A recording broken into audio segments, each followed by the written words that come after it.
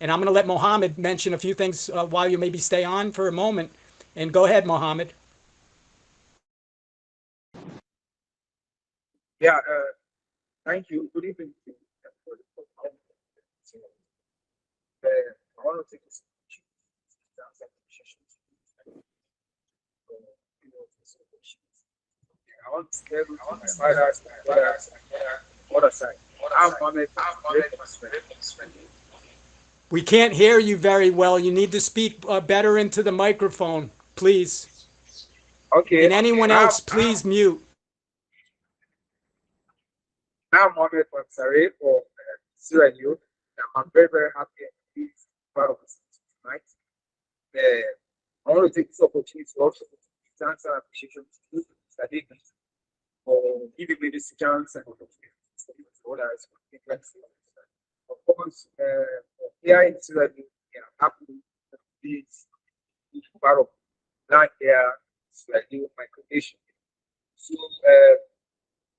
we are coming in now to part of we have our agenda. So I don't know if we are ready to go to what's here in Sierra Leone. I think we have to because the focus like that, we are correct, correct. Are you doing it?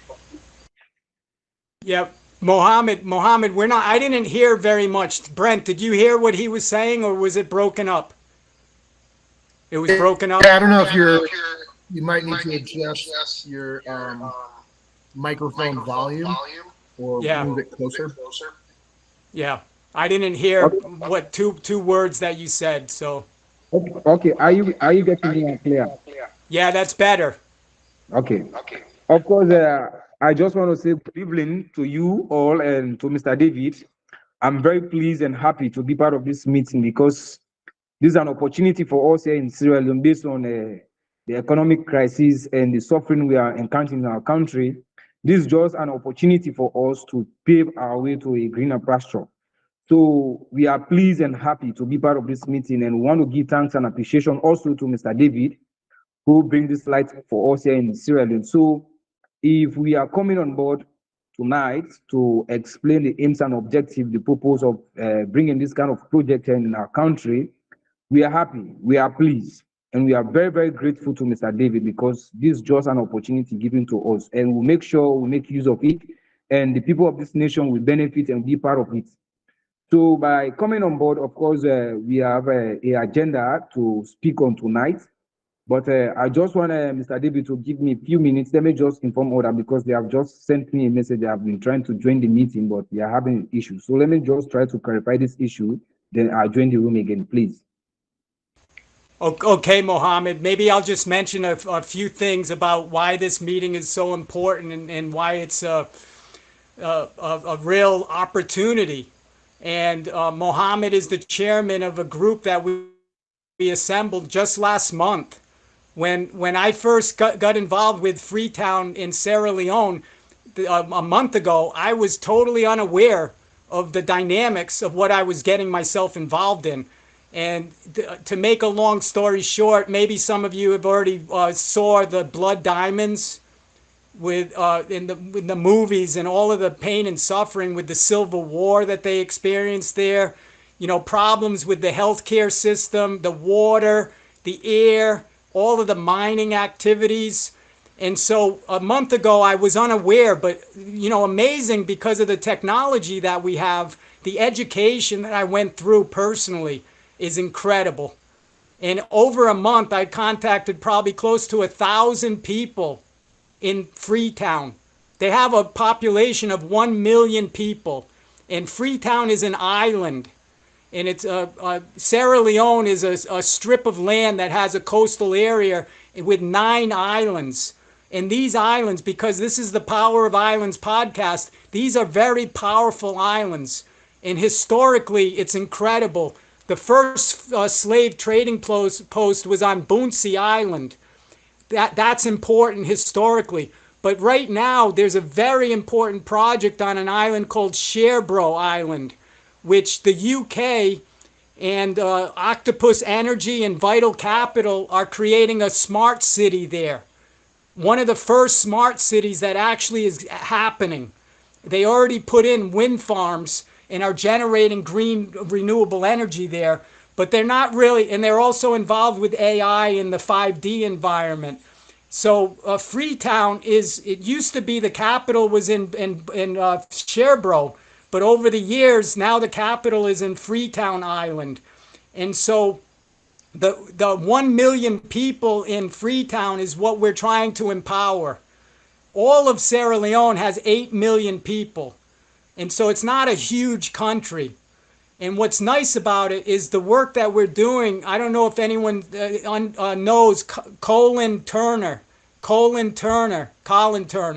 from the Free World Charter. It's called the Free World Charter or the Open Access Economy. Basically, Colin has come up, and also Ubuntu. These are economic development alternative or parallel opportunities that actually allow a place like Freetown in Sierra Leone to leapfrog and not be so tied to and so dependent on money. One of the systems that we're proposing is a financial wealth management system using time banking. I don't know if everyone here knows time banking. But time banking is a system where 1 hour of community service or any service, you could be taking care of your kids at home or homeschooling or anything, and you can get one time coin credit. So 1 hour of passion, meaningful work would be rewarded by these time coins or a tokenized system like a Bitcoin, but it's the opposite side of the coin. Bitcoin is the money side. On the other side of the coin is time, In our opinion, we do not value people's time. We do not value people's time, especially in Africa. There's all sorts of crazy stuff by the World Economic Forum and different agencies saying that Africa needs to be eliminated. Like everyone there just needs to die. And that is true. What they're doing to the African people through policies and all sorts of craziness, they're basically strangling the pound. For example, the average life expectancy is only, I think, 50 years old for a person. 50. In the rest of the world, it could be 70 or 80. But 20 years is a lot of time. If you want to live, 20 years is extra. You could spend with maybe have grandkids and enjoy your time with family. So some of the policies that we're working with, Tom, before you got on, we had an interview with Dr. Robert Oldham Young. I don't know, do you know Dr. Young and Dr. Young's work, Tom? Have you ever heard of Dr. Oldham? Okay, it was very interesting. Very interesting. It's a person that Dr. Oldham said a few comments while Daniel was on the call about transhumanism, and he was a little negative, quite honestly. And I felt a little bit not offended personally, but kind of saddened for Daniel because he had to listen to Dr. Oldham kind of bashing the transhumanist whole process. And now that we've had a chance, and Tom, you explained yourself, I understand more about transhumanism, and I believe in it, and I believe in the policies and the 3 pillars that you mentioned and all of that. So Dr. Young in Sierra Leone specifically related to the health of the people there, they have problems with malaria and other blood-related problems. They have all sorts of birth defects. They have problems with Alzheimer's and autism and all sorts of issues health-wise. And Dr. Young has this product called Masterpiece. And Masterpiece is a liquid. It's a small bottle that when you activate it and take 5 drops, it detoxes your blood. And Dr. Young says we all are contaminated, especially with the 5G and all of these the radiation, ultraviolet rays, and all sorts of chemicals and whatever that are in our system. So one of the things that we're going to be talking a little bit more about tonight is the health for the people of Freetown and all of Sierra Leone, and try to utilize Freetown as an epicenter, a good thing, like a good virus. Virus is not a bad word if it's a good one. It's the bad viruses that we try to control people and trying to kill population. Like the World Economic Forum says, in the United States, Dr. Oldham said the effort is only to have 90 million Americans by 2030. 90 million. That means 210 million Americans are going to die. And Dr. Oldham says in Africa, they're expecting to eliminate 3 billion Africans by 2030. 3 billion. But now America's opening up their ears because now it's hitting home. And that's really important. So the health issue in Sierra Leone, and now we're being joined by several more people, so I don't want to take up too much time. I know that Mohammed, who's the chairman, has an agenda, and they want to say an opening prayer. I don't know if Agnes is with us, but I don't want to take up all of that time. Is Mohammed still with us? Mohammed? Yes, sir, I'm still with you. I'm still with you. Okay, very good. We can hear you better. Maybe you can, as chairman, if you can direct this conversation a little bit at this point, and go ahead. You have the floor. Okay, thank you very much because I was just waiting on you for you to conclude. Of course, we have our agenda here tonight for the meeting. Of course, we have already started because I think others are trying to join, but they are having issues with their phone. I don't know, maybe with the link or other things. Of course, our first agenda here is individual prayer because we believe in prayer. Because whatever meeting or gathering we do, we have to invite the presence of the God Almighty. He will lead us and He will be with us throughout the meeting. So I just want to pray and commit this meeting unto in the hands of God, that God Almighty will see us through and He will be our protector, our guardian. And this whatever things we have to discuss here, we see at the end, it has to become to the fulfill in the life of human saying in Sierra Leone. So we are blessed and we open this place in the name of the Father and Son and the Holy Spirit. Amen. So we go to the Amen. next agenda, which is the introduction of individuals. Of course, we are all here, but we have to know ourselves from our locations, the names, where are you calling from, and at least we have to know ourselves. Maybe tomorrow we'll meet somewhere again. So I am Mohammed Mansare, of course, the acting chairman for We Learn here at Sierra Leone. And others, you can unmute yourself and introduce yourself, please. Yes, go ahead. Anyone that's not speaking, please mute. Yes. Please mute. But go ahead. Try to just say your name and where you're located. Go ahead. Yeah. Good evening, everyone. My name is Santigi Bayodumbia, and I'm located in Freetown, Sierra Leone. I work for We Own Child Foundation, a charity organization based in Sierra Leone. Thank you.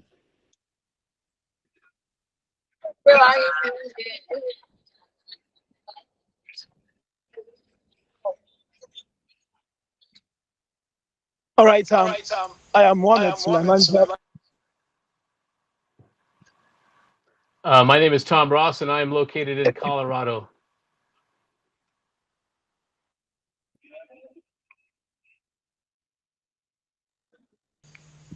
My name is Glenn Tillman. I am also in Colorado.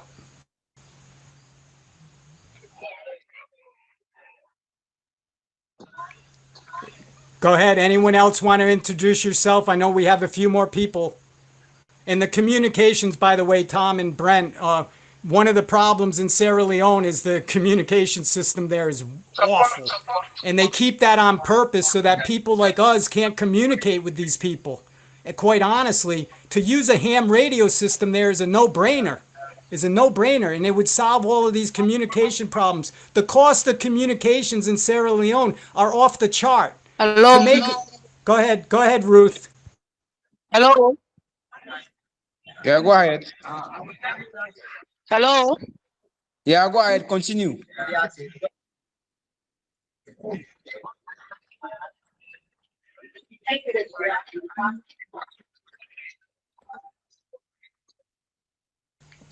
Mohammed, you might want to go ahead. And continue because I know Tom and Brent, they probably are very interested. Okay. Ruth. Ruth Ruth is from. Kowitoka, calling from Sierra Leone, Pujon District. Really, Okay, are you Ruth. calling or you're Okay, Ruth. Thank you very much. I want to say thanks and appreciation to you all for joining the house. Of course, others are trying to join, but maybe they are having issues with their phone or internet connection. Of course, here the internet connection with we, it's very, very poor, but we are trying our best. Of course, tonight we are working based on our agenda here, and the next on the item we have to discuss the purpose, the aims and objective, why we call this meeting, and why this project is implemented here in Sierra Leone. So before I have to continue, and I would like to open the floor. Of course, introduction of chairman, I don't have to do that because I'm here, I'm in charge now. So I may like Mr. David himself to take over the floor, at least to have to explain briefly out to people who are just coming on board, who are just joining, at least the aims and objectives, the purpose, why he decided to bring this project here in Sierra Leone to change the life of humans here in Sierra Leone because of the suffering and the kind of things we are encountering here in our country. And if you are talking about agriculture, the health system, the education system here in this country, it's a very huge challenging issue here for us. So for us here, bringing this kind of project and initiative here in Sierra Leone is a big, big thing for us. So we will just hope and pray that we'll see the fulfillment of everything. But I will not continue.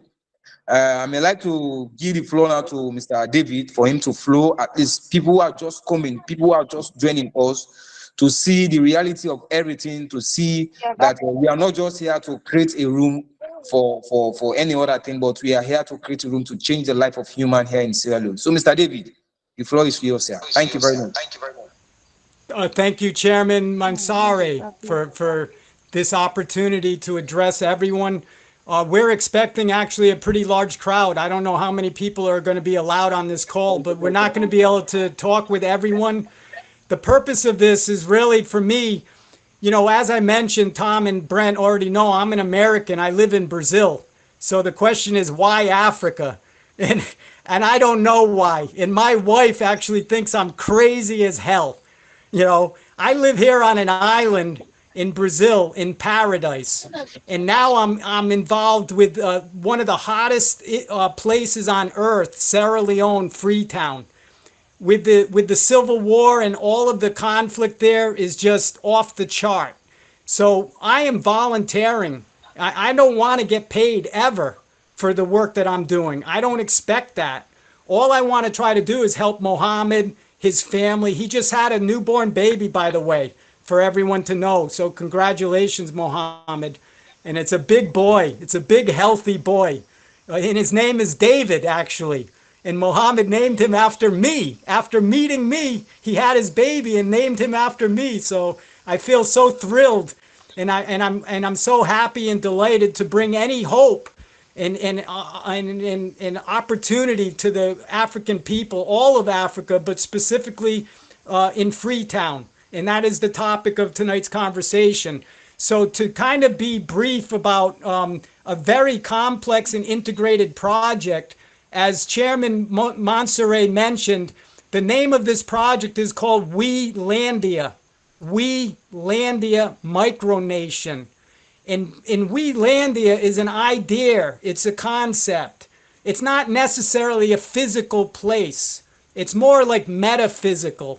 And like Brent mentioned about the immigration into the United States and the idea of people moving around, that's what We Landia is about, to have one earth, one new world, one free world. And We Landia has its own Declaration of Independence, its Constitution, and its Bill of Rights.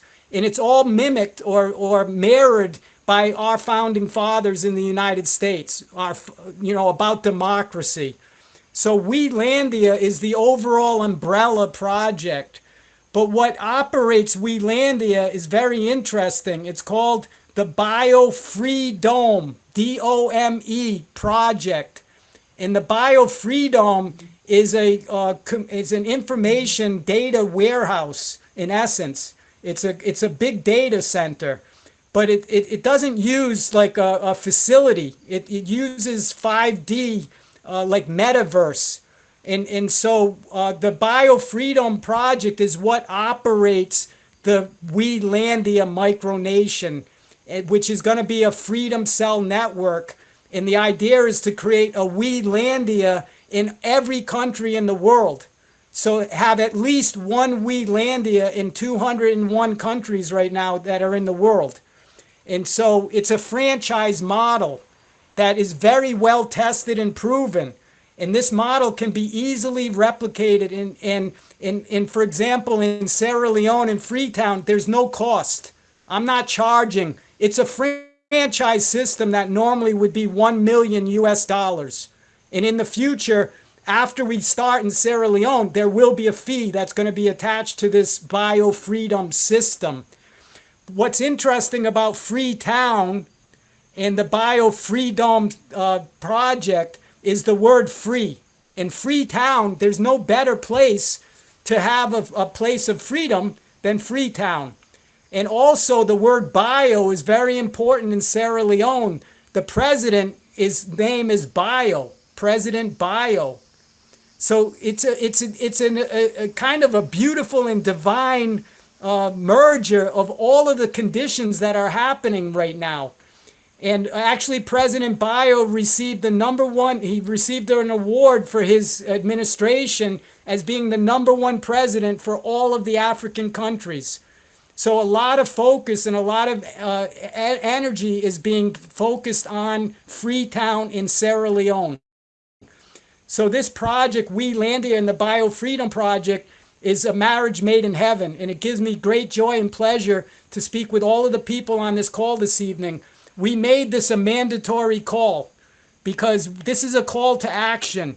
And when I first got started, everyone said to me, David, we will help you. Everyone said, I will help you, but it meant we will help you as long as you bring immediate solutions and no BS. No more BS. And no more like nonprofits going into Freetown and taking out. What everyone wants is for us to give. And that's what the spirit of Welandia is about. It's about unity. It's not the left or the right. It's staying right in the center. That's the sweet spot, is right in the center. So over the course of this last month, I've learned a lot. And I'm really very motivated and passionate about helping the people of Sierra Leone in Freetown specifically. And I don't know anything else to say that, right now I spend day and night with this. I kind of dropped everything I'm doing because it's so important.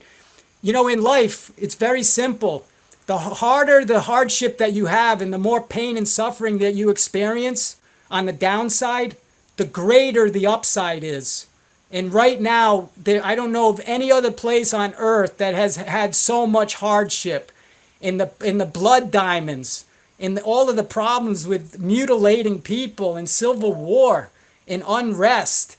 The story of Sierra Leone is worldwide.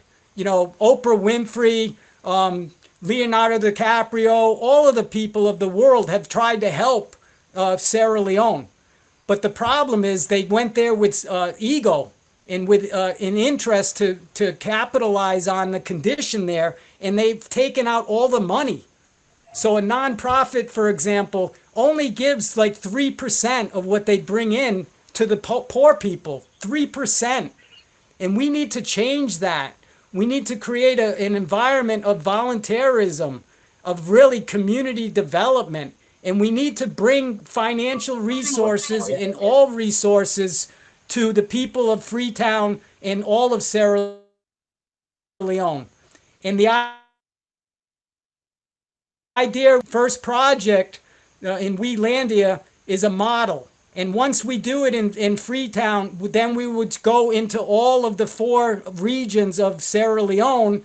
And after that, then it opens the door for all of the 50 African nations. So literally, Welandia would be in 50 nations, and we can do that immediately.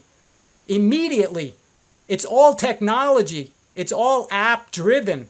It's using AI systems of communication and it's using these local area networks for communication in the ham radio system.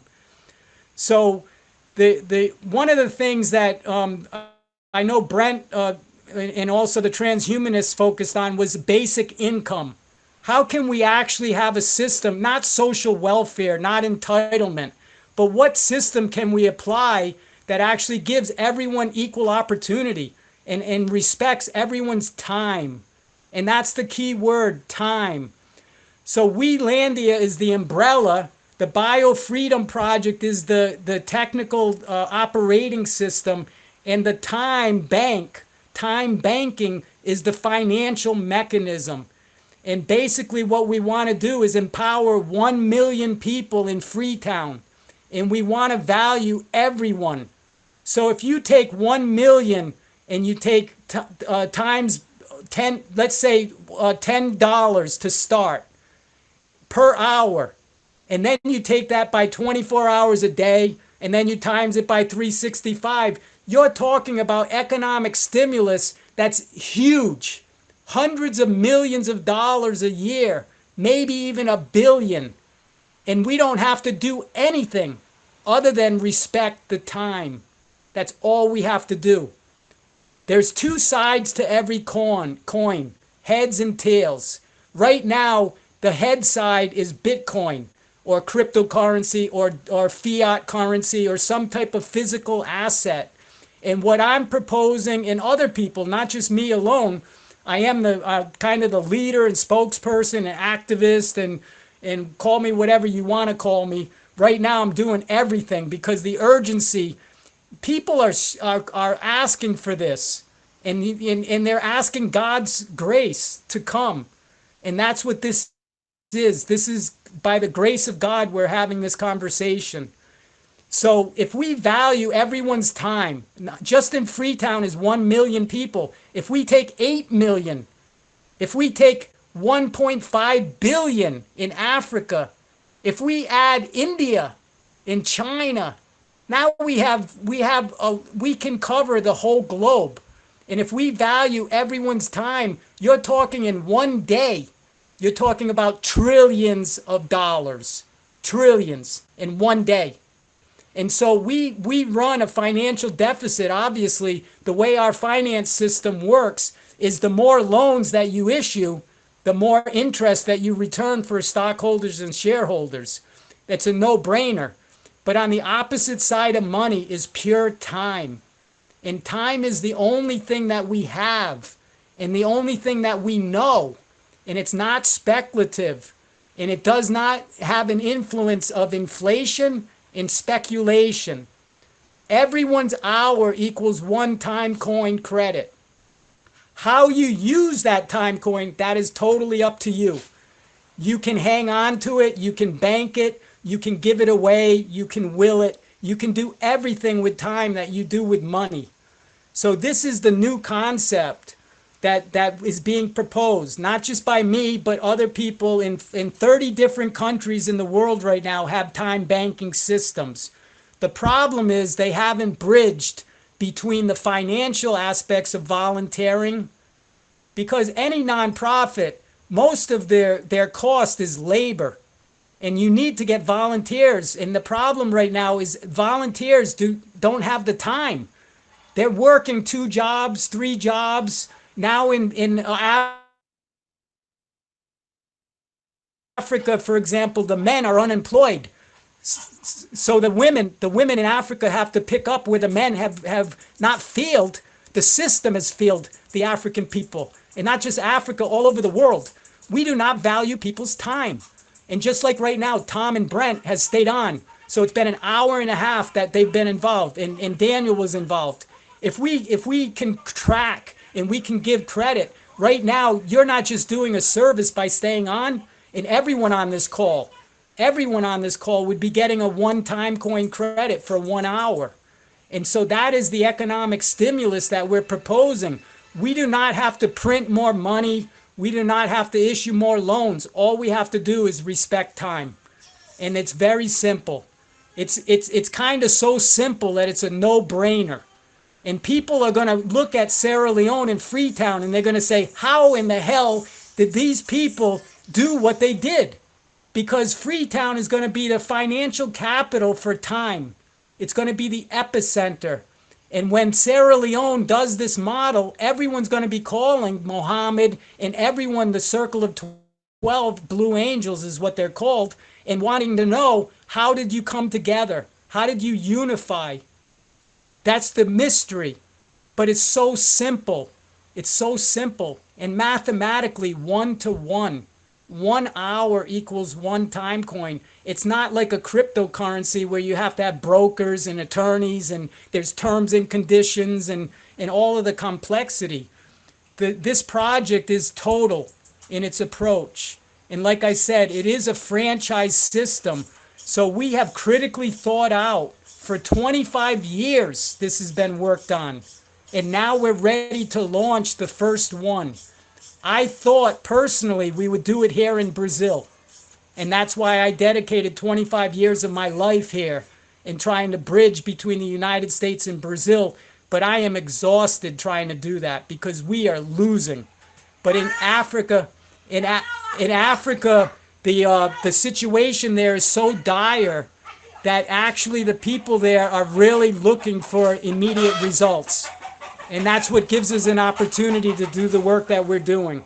So I know that tonight, right now, we're on a half an hour. We scheduled this for 2 hours. If we don't need all of 2 hours, we don't need it. But I wanted to give an opportunity for people to ask questions. Okay, Chairman Monserrat, go ahead. You can take over at this point. Hopefully I gave a good summary. Thank you. Thank you.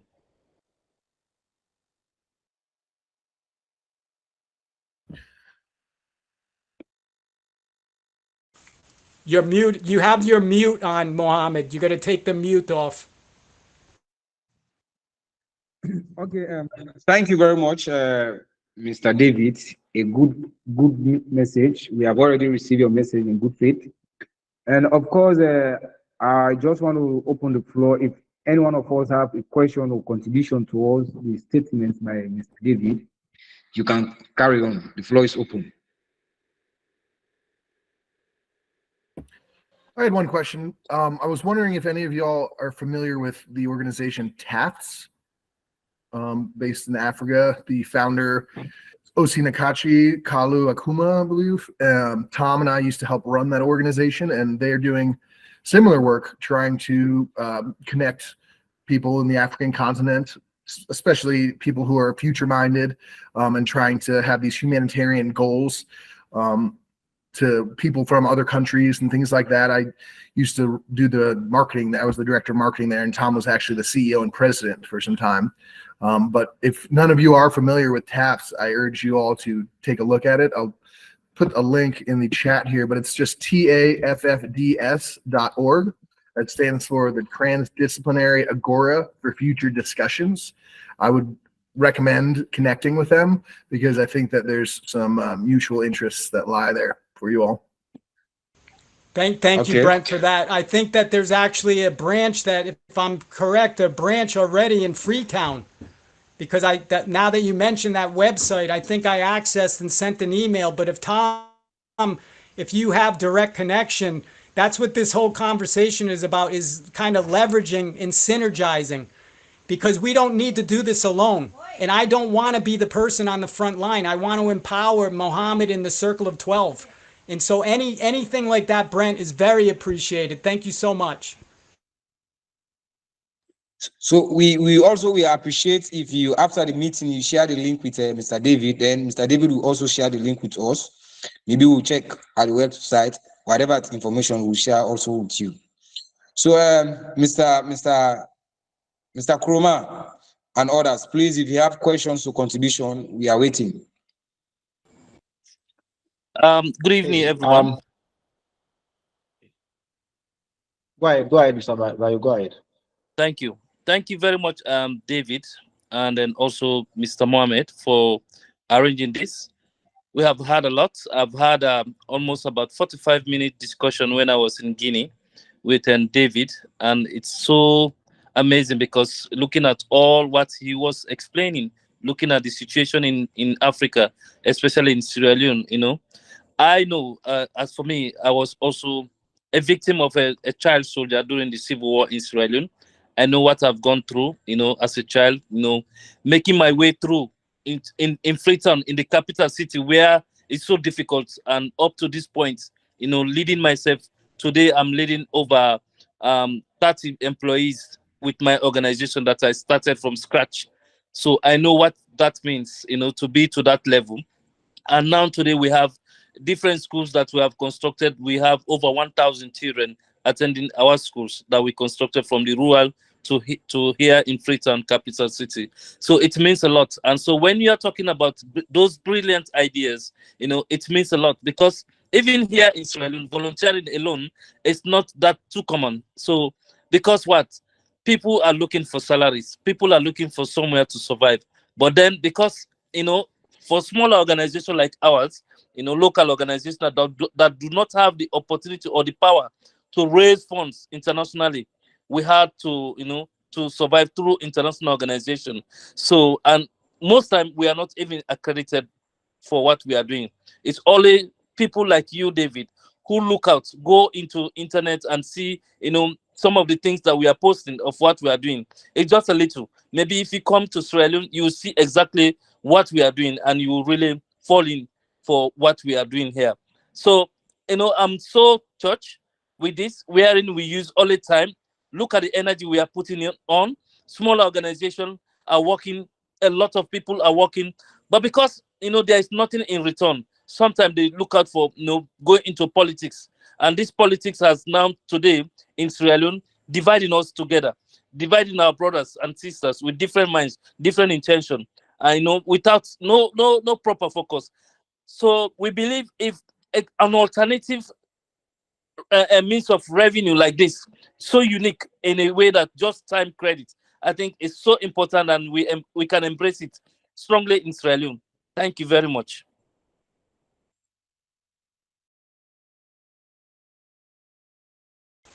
Thank you for those comments. I feel very honored to be even involved with this group. It's such a privilege.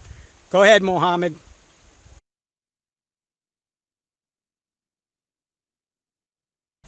You're mute. You have your mute on, Mohammed, if you want to go ahead, or if anyone else has any questions or comments, please raise them now.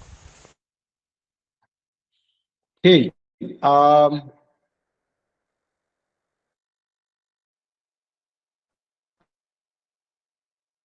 may say good evening from my own side.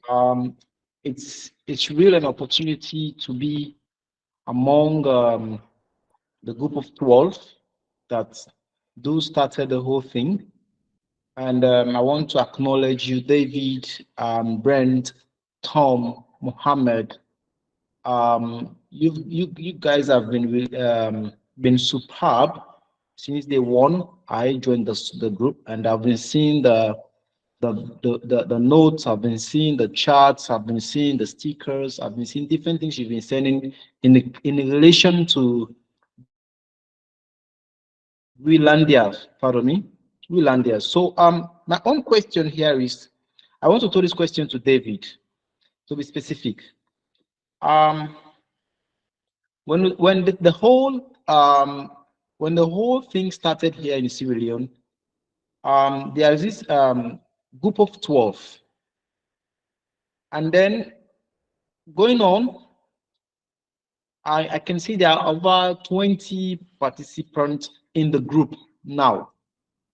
And then shortly, 45 minutes or 25 minutes ago, you said that you were expecting more than this number that you are seeing presently. And from my past experience, or from the past meeting we held the last time, you were all expecting a number of 12 in this meeting today that is scheduled. So, if I may ask, I want to plead on behalf of my colleagues. When we are having a discussion, they were sending some messages in the group that they cannot link us, they cannot, maybe they cannot find the link. Some are saying their network is to Paul. So on behalf of them, I want to ask guys to please let's continue to pardon them. They will join us as we are going. Some of them are having difficulties in joining us presently, but I hope they will join us later as we are going further. So David, so the question is down here is um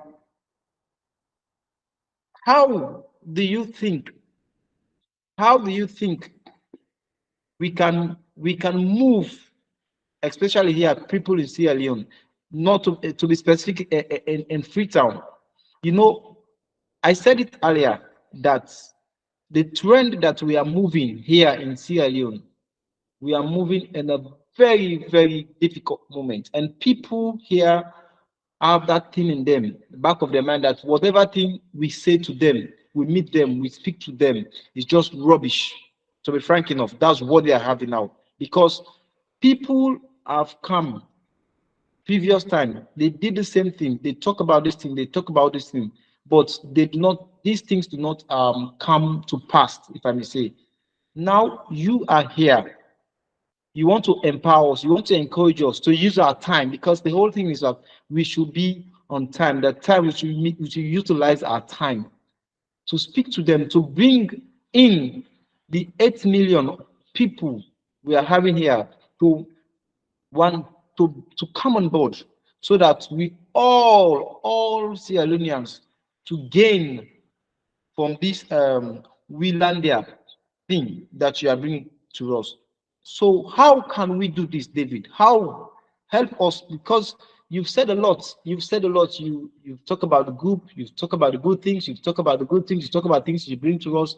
The thing is, I want to know, how are we going to embrace? How are we going to bring our brothers to join us? Thank you very much. Great. Thank you for that question. It's very, very valid. And just to mention to everyone, the work that I have been doing is difficult in many ways. It's very joyful and very rewarding. But in life, the world that we live in is very skeptical, very.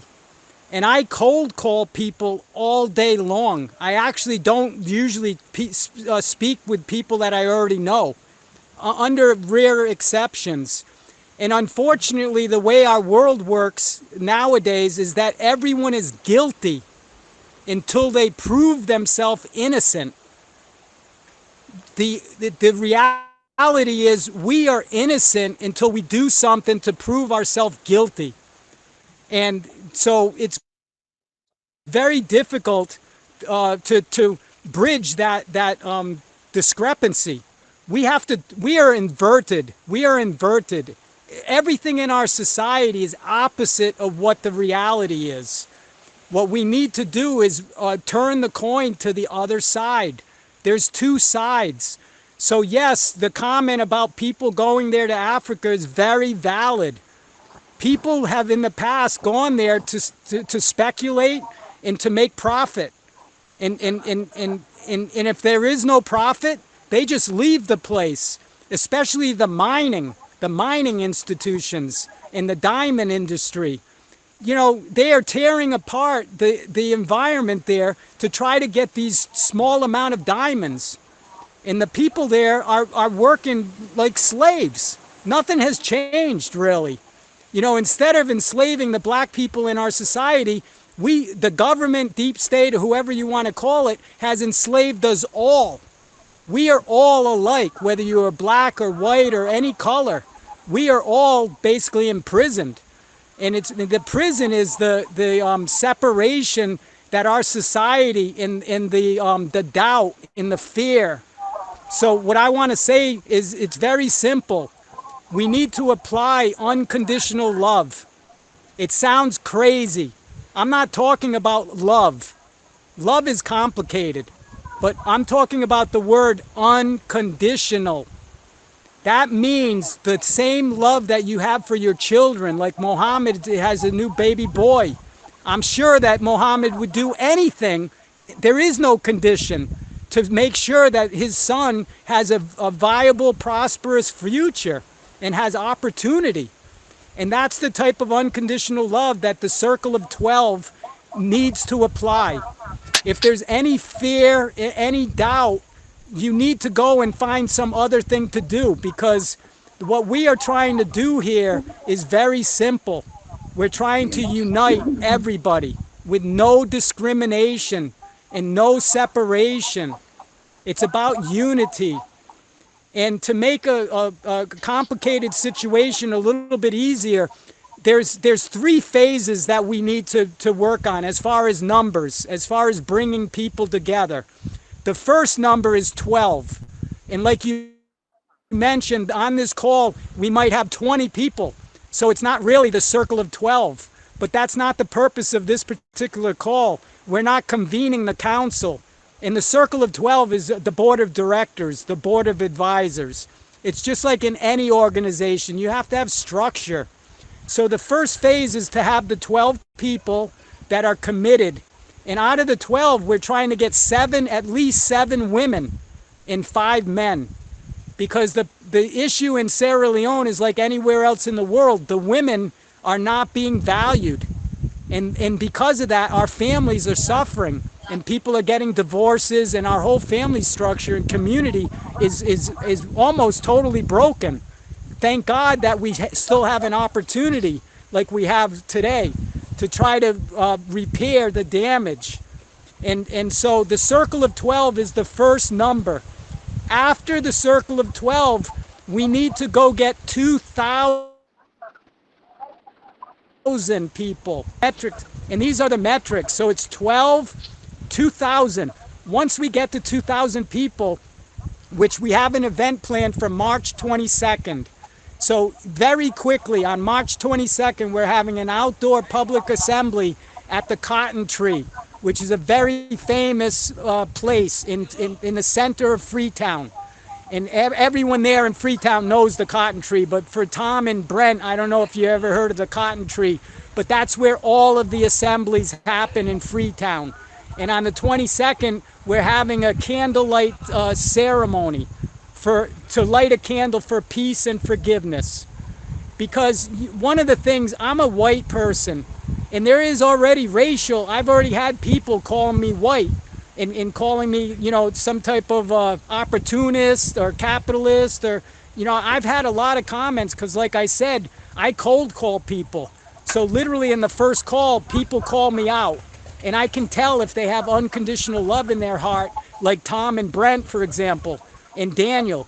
They didn't question anything. When I asked them to be part of this, they volunteered and said yes, because they're treating me innocent. Until I say or do something that it doesn't jive, they're going to allow me to continue to go and go and go. And that's what we need to do, is encourage people to be risk takers and to really voice your opinion about humanity and about our conscious behavior and about evolution. So the number of people starts with 12. It actually starts with 1. That was me.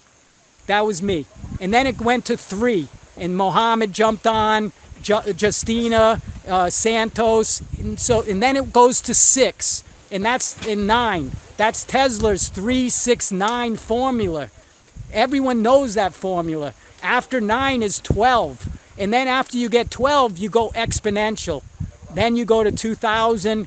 Then we can go to 100,000. Then we can go to 1 million. Then we can go to 8 million. So it always starts with 1. I'm not the savior. I'm just so happen to be the one that's the spokesperson and that has tried to make this come to reality. It could be somebody else. In fact, I'm not looking for a job. I don't need any more work, please. What I want to do is live in peace and harmony where I am. And that's what my wife wants, really. She thinks this is nonsense. But when it happens, she's going to congratulate me. She's going to congratulate the Circle of 12. And she's going to say, God bless, you guys did it. Or women, men and women. So the numbers, as you mentioned, it is a numbers game. But we don't need a huge number. The focus is on 12. And those 12 people, right now, we don't have an election procedure. So in the future, right now, the Circle of 12 will convene for 2 years. 2 years. And Chairman Mansoure Mohammed and also the secretary will be administering the Circle of 12. But in 2 years, we're going to have a voting process. And that's where the 2,000 people, everyone that becomes part of Welandia gets one vote. Everyone has one vote. And it's a consensus democratic process. So in the future, I don't even have to be involved. We call it the Circle of 12 plus one. And I'm actually the plus one. Everywhere that we bring the franchise, the Welandia franchise in the Biofreedom Project, I will be the plus one. I don't want to be on the council. I just want to be a support service. I don't want to take the credit. I don't want any money. I want time. I want everything everyone else wants. I want my time to be valued and appreciated, respected, and I'm looking for unconditional love. So I hope I answered that question. I don't mean to be too wordy, but we're talking about pretty complex issues here. If anyone else has any questions, or if Brent or Tom would like to chime in and mention something, the floor is open at this point. Okay. Thank you very much, Mr. David. I just want to chip in and give a buttress towards your statement. And in addition to what Mr. David have just said, and to answer the question of my brother, of course, earlier in the first meeting we hold here in Sierra Leone, because we decided to have a circle of 12, because of the laggardness and people are not participating in the group, and people are not be part of the group, following up whatever information and details we have been moving on. Of course, I just want to give out this information to my brother. As we are speaking, we have already tried to speak with the mayor, which is Akintoya in Freetown, and also the chief minister, which is David Senget. We have already created a link to have a discussion with him. We are moving.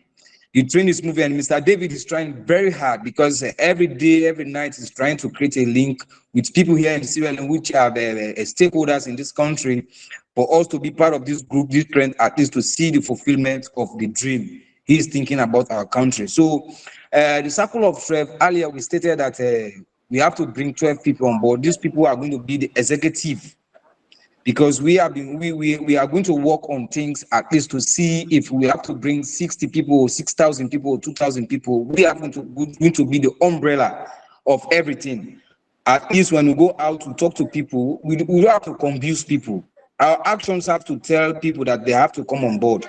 Because here, if you say you have to convince people to join, it has to be a very tough thing.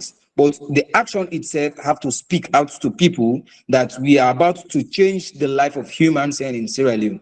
So we just have to target the key stakeholders, the key players, who we think that when they be on board, then they will be able to preach the message out to people. They will be able to bring people on board. At least the suffering and the pain we are encountering in our country, it has to less a minimum. So we are trying, really, my brother. We are trying. If you follow up, I will share this link with you, because we have already have a very good conversation with others inside Sierra Leone, not out of Sierra Leone, but inside Sierra Leone. We think these people are key players in this country. Whatever thing they say, it has to be final and final. So we just bring people on board, be in addition to the Circle of 12, to see people, if you are serious and you are ready to take the organization or the program itself serious, then we have to create another group again, based on you partake, based on the way you sacrifice your time here in this group, then automatically it has to promote you to the Circle of 12, because that's my plan and my discussion with Mr. David, because we don't also have to bond with people and make a Circle of 12. At the end of the day, you'll be there doing nothing. So we want to see how people will value their time, how people will be ready to sacrifice their time for this project. So based on you sacrifice you are making, then automatically it will migrate you to the Circle of 12. So this is our plan, and this is what we are working on now. So if you see, we bring people on board in this forum, we add people day and night. We want to see the executive that we are going to set, the Circle of 12. Let there be a people that are ready to dedicate their time, they are ready to sacrifice. So this is what we are about to do. To answer your question, Mr. Kuruma. So if any other person have contribution or question, please come on board. We are waiting. Thank you very much. Okay. Mr. Masari, thank you very much for your contribution. I'm really happy for you, my brother. You know, Mr. David, thank you very much I'm really happy. The only thing that I'm not happy because they deleted me in the group the last time, but obviously my brother do something which is good for me. He joined me in the group again, so I'm happy for that, right? Mr. Masari, Mr. David, I'm sorry, Mr. David, you said something, you makes me happy, and I'm really happy. You were emphasizing on people that are digging diamond in, especially in Connaught district, in Sierra Leone, in Connaught district. Yeah, they are really suffering, Mr. David. I'm really happy for that kind of statement that you utter. I'm really happy. Again, I'm really happy for my brother, Mr. Kuruma. He was saying so many organizations has been in Sierra Leone, but they are not doing nothing. It was the organization we are not improving, you know. So when you say something to some people, they will tell us that, oh, you people have bring so many organizations, you are not saying nothing, you are not doing nothing. But I am really happy for the organization that you are building up. Yes, we lost connection with this. Go ahead. You keep talking if you can.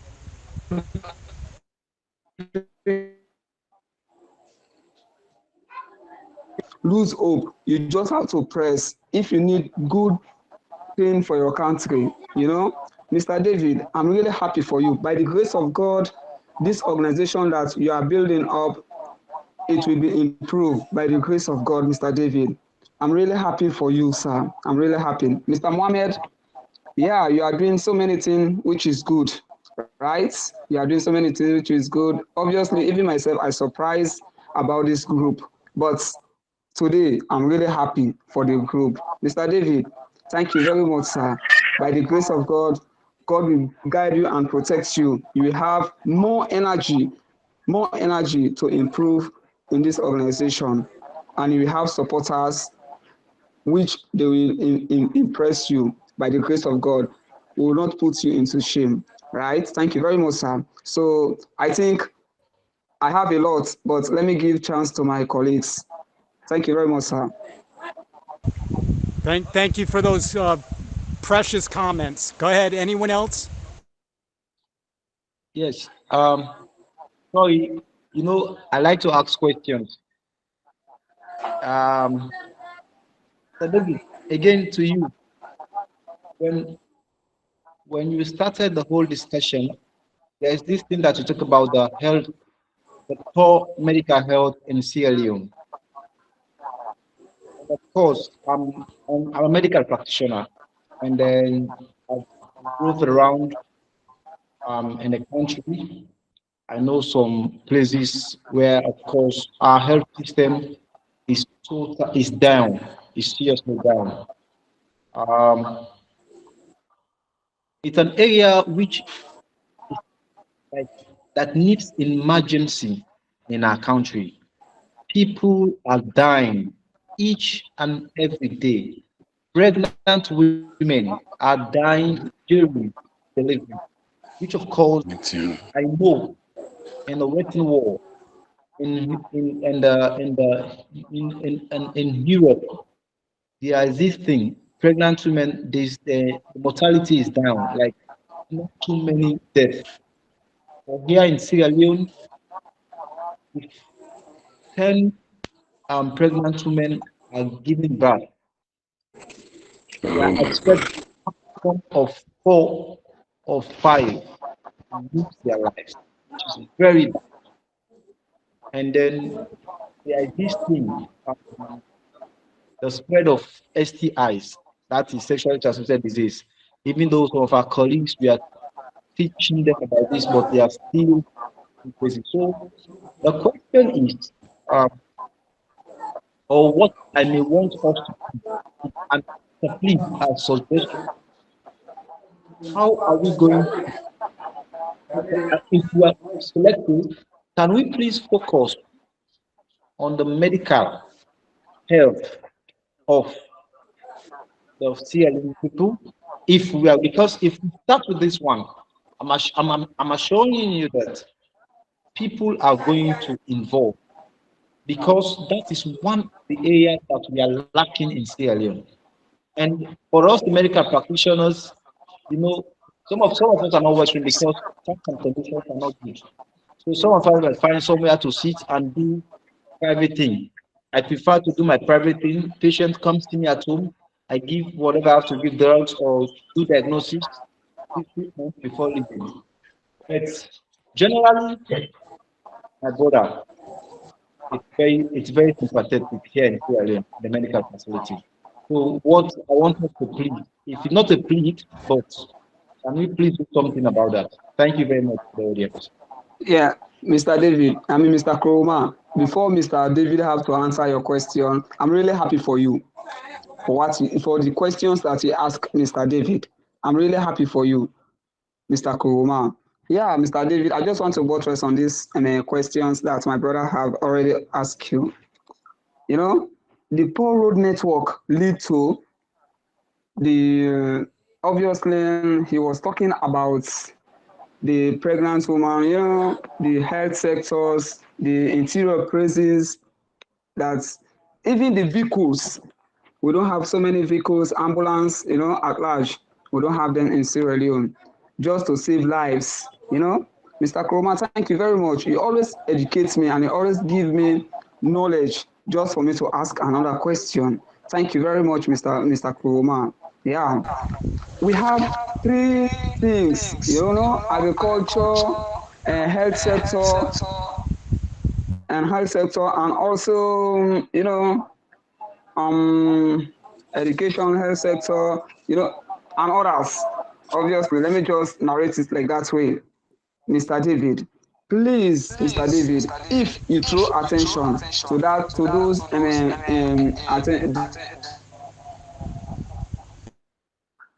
Yes, actually, Brent. Let's go to Brent first because he has his hand up. What were you going to say, Brent? Appreciate it. And I'd love to join for longer, but I'm going to have to run here in a little bit. But something that I wanted to bring up. I think you are the savior in this particular situation. Thank you very much, sir. Thank you very much. Mr. Kroma, I really appreciate you. Thank you so much. You really educate me and you really give me more idea just for me to ask another questions. Thank you very much, sir. Go ahead, Brent. Go ahead, I Brent. appreciate all the insights that you've all been sharing today. It's been really illuminating. Something going back to Taft's when you're discussing these issues related to healthcare. Also, similarly, it's popped in my mind related to some of the finance things that David's been discussing. One of the folks that we've worked with at Taft's extensively is a man named Ugo Chukwu. He is really, really smart individual. He's published a number of books, and currently I've been in conversations with him. He is developing with a programmer this application and service in Nigeria is where they're looking to really get it going initially. They have it. There's already about like 30 people or something like that involved in the network, where they're creating a credit system for the Nigerian people because there's no real credit system. And so this application, members of this, people who sign up and join this application will get access to credit lines, a cryptocurrency wallet, and from my understanding, reading through the materials that have been shared with me, that there will also be access to healthcare be integrated into this system as well. Again, this person's name is Ugo Chukwu, and I can share the profile with you, David. I just recently got connected with someone here in Colorado from Ghana, and he's involved with a group here locally in Colorado in like the Denver, Aurora area near where I live and where Tom lives. And they have something like, I forget how many exactly, but it was something like 10,000 people or 5,000 people from Ghana within this network locally here. And he was talking about, I was talking with him about this project, and he expressed that in the past, he has been able to actually organize discussions, live discussions with speakers to come to this group of people from Ghana to discuss things especially related to the African continent. And so I'm currently in the process of getting this person connected with Ugo and have him engage and interact with this community from Ghana, but I'm sure that Ugo would also love to connect with you all and your group of 12 and everything else that you have going. So I just wanted to plug that in there and bring it up before I have to run here. So thanks again, though. Yeah. Thank you so much, Brent, for your time and charity today by helping us and offering the contacts, because that's what this is about right now. We can come together very quickly. This does not have to be painful. This could actually be joyful. Imagine that. The work that we're doing is going to be rewarded, and everyone's going to get one time coin for an hour that they work. And then you can keep the time coin, or you can give it, or you can do whatever you want with it. If you're not concerned about the money, just give it away. But at least there's a value, so that our time, and I appreciate Tom is back online now. So Brent, you and I stay in touch. I know you need to run, and so let me make a comment. Before you leave, maybe you'd find this very interesting. The bridge between Brazil and Africa is a very strong bridge, because the BRICS nation, the BRICS trade agreement, Brazil, Russia, India, and China, is trying to add Africa. They want to add Africa. There's resistance, and I don't understand why they're resisting adding Africa. In my opinion, add Africa, for God's sakes. What are we waiting for? In Brazil, there's a lot of lessons that we can pass on to Sierra Leone and Freetown specifically related to healthcare. The system here in Brazil is called SUS, which is a universal health care. For example, myself, I've been sick twice since I've been here in 25 years. Thank God I'm not a sick type of person. But each time I can go to these health clinics and I don't pay. There is no fee. And if I have to go get a surgery or anything, it's free. It's not free, really, because taxpayers are funding the healthcare system and what have you. But, we can spread and we can leapfrog. Like I said, Sierra Leone has suffered, but now they can leapfrog and they can utilize AI. And related to healthcare, right now what we have in Brazil is what's called telemedicine. And so literally 90% or more of the illnesses do not require you to go anywhere. You can get that healthcare at home. And also we have drones. So if you need a prescription, if you're sick, the last thing you want to do is go hang out with other people that are sick. If you go to the hospital for traditional medical care anywhere in the world, but even especially here in Brazil, I could speak about that. If you have to go to the hospital, you might as well consider yourself dead. You might as well just die. It's free health care that I mentioned, but it's not the best health care. But what the government of Brazil is doing is utilizing telemedicine. And for 50 reais, which is $10 US a month, you can get unlimited telemedicine health care. And that doesn't include, it includes not only physical health care, like some disease or some problem, but it's mental also. So if you are suicidal, for example, you call this telemed center and you get access to professional, like top-notch medical people, not only in Brazil, but the telemedicine system is an international network now. So you can actually talk with the best doctor in the world for whatever condition you have. So this is where the AI and communication systems merge with the human. And that's what Tom talks about. How do we get the transhumanists connected and bringing the technology with the human? And that's what the telemedicine system offers. Also, one of the things I would mention specifically related to a success that Sierra Leone has is that as a national program, they instituted colloidal silver. I don't know if you know colloidal silver. It's a water. It's a sanitary water. And basically you take a shot of this water and it sanitizes your body so that it cleanses your blood. But it's not as sophisticated as Dr. Robert Young's system called Masterpiece, because we can clean your blood, but if you don't take out the heavy metals and the toxic waste, and you don't do that regularly, you're going to get sick again. It's not going to be a long lasting healing technique that brings perfect health to everyone. So it's a combination of colloidal silver and also telemedicine and also the masterpiece. Go ahead, Brent. Go ahead. One last thing, I just want to also voice a slight, subtext to what you're talking about. I'm familiar with colloidal silver. I've used colloidal silver. I've given it to my dog before. I understand it has benefits, but I would also warn of the adverse effects. There was actually recently a case in Colorado. It was an extreme case. It involved like a cult and stuff. But if you take in too much colloidal silver, it will literally turn your skin and your tongue blue, and you can overdose and die on it. So if you are using colloidal silver or monatomic gold, you do need to still be careful with these things.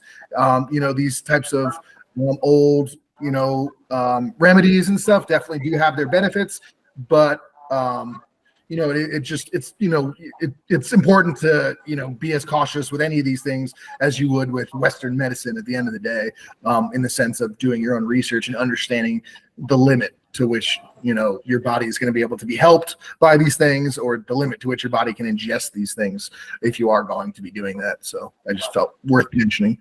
But thank you all again. Thank you, Brent. Thank you for your input and your time. Thank you very much. Cheers. Absolutely. Thank you all. Brand, before you left, please, after this meeting, I need your contact, because I may like to discuss things with you after. At least you just have to help us to have another link to see the life growing here in Sierra Leone. So after this meeting, please, I need your contact, or you share with your Mr. David. Then whatever thing we'll discuss later. Thank you very much. I appreciate for your Mr. time. David. Okay. Yes, Mohammed, I thank you have. very much. Mr. David, Mr. Brandt, thank you very much, sir. Yes. Mr. Brandt, thank you very much, sir. Thanks, Really Brent. appreciate, Thanks, sir. Brent. Thank you very much, sir. Mr. Brandt, thank you very much. Mr. Thank you. David, I thank you appreciate you very all. much. We really appreciate. We really appreciate. By the Good grace connection. of God, God will take you through this project. By the grace of God, sirs. So, Mr. Samuel, I'm seeing you online, and others. Please, we need a very good speakers this night. So, Mr. Samuel and others, please, if you have anything to say, we are please waiting, because we are working on time. I'm seeing Mr. Tom want to say something, but I don't know. The floor is open. Please, people, come on board. If you have anything to say, if you have questions to ask this question, because I have few things to say, but after the question, then I'll go on. Oh, Mr. Masare, thank you very much, sir. Mr. Santigi, Mr. Kogoma, I'm really appreciate. Thank you very much, sir. I really appreciate. Okay, sir. Mr. Samuel, just continue. Hello? Yeah. How are you doing, Mr. Samuel? Just Good evening, all. Good evening. Go ahead, Samuel. Yeah, I'm sorry. I came in late. I had some issue. We had a community meeting in one of the communities in my chiefdom. So that was why things got a little long. The meeting got a little longer than I had hoped. I met Brother David talking about procession by the cotton tree around March what? I didn't get that right. Brother David, would you please explain to me a little about the schedule? Unfortunately, I didn't have an agenda for this meeting, and I happened to be in the remote part and in my chiefdom. Sorry for catching up late with this meeting, but I've been listening anyway. I think I joined 30 minutes late. I've been listening. Thank you. Okay. Thank you, Samuel, for that comment. And I'll just mention the next milestone date is March 22nd. It's a Friday. And every month on the third Friday, which is usually around the 21st to the 23rd, we're holding this podcast of 12, and also the open to the public is going to be on the Friday of the third week of each month. but mentioning specific second light visual where we're going to attract the public assembly and people will bring candles and we will have a drone that's actually taking 360 videos, and we're having an assembly. We've invited Mayor Sawyer and also President Bio to be there in an information tent to be able to generate encouragement, enthusiasm, so that we can all come together. The idea on the 22nd is to take the circle of 12 and add the 2,000 points of light or pole. So the circle of 12 is called the Blue Angels, and anyone that's on the circle is a Blue Angel. The 2,000 are called points of light. And so on the 22nd, we're hoping to get 2,000 people to come to the event and to register. We're going to have a tent set up in a computer station so that we can take people's names and basically a contact management file that we're going to be integrating into the applicativo that we're creating called the We Nós app. And Nós is Brazilian Portuguese for we. So everything we do, We Landia, is all about unity. You know, the word we specifically is the only English word that has no opposite. Think of that. Every other word has a polar. It's got two sides. It means you, me, them, us, we. It means everybody, every person, every place, and everything. So we is the unifying principle of what drives We Landia culture, and ultimately the biofreedom technology works upon our transparency. That's the only way that 5D and AI works. If you try to control AI, it doesn't work. We have to be open and transparent, and that's the whole idea of the March 22nd event, is the next milestone. It will be mandatory, and hopefully Chairman Mohammed has made statements that we're going to have a uniform, at least a shirt. In the Blue Angels, it only makes sense to have a blue uniform, like I'm wearing today, at least some blue, with the logo, the We Landia logo. And we're working with Chairman Mohammed and also Secretary Alfred to try to get organized right now. But the important thing is to kind of wrap up this discussion for this evening. Right now we have about a half an hour remaining. So I would be delighted to answer any more questions if anyone would like to make a comment, or if Tom, I know you've been patient in listening to a lot of this, and I'm hoping that you're actually picking up a lot of things that you can utilize for your campaign, because we're really rooting for you and all of the work that you're doing. So if you want to also chime in, we'd love to hear from anybody right now. We have about a half an hour remaining. Thank you, everyone.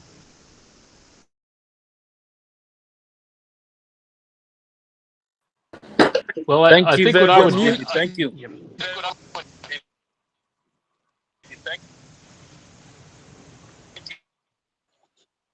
Okay, I want to say thank you very much, Mr. David and others. For me to chip in now, let me just make a buttress towards the statement earlier said by Mr. David and my brother, Mr. Kuruma, the question he asked about the health system here in Sierra Leone. Of course, if we are talking about the health system here in Sierra Leone, it's a very, very difficult thing here for our people and even ourselves, because you know, earlier stated that the pregnant women and the lactating mothers are very, very suffering in terms of the health conditions, the health systems here in Sierra Leone.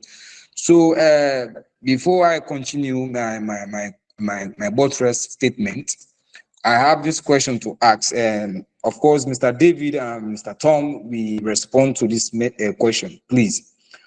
Of course, we are about to help the life of people here in Sierra Leone.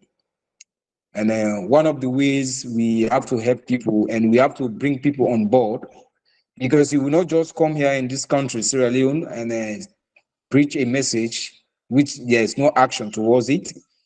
Of course, one of the ways or one of the steps we have to take to bring people on board, to convince and cajole people here in Sierra Leone, we have to have a project baseline, we have to implement, and to see if the people here in Sierra Leone will receive it in good faith, because we will not just go March 22nd up there to preach a message or to bring people on board, 2,000 people on board.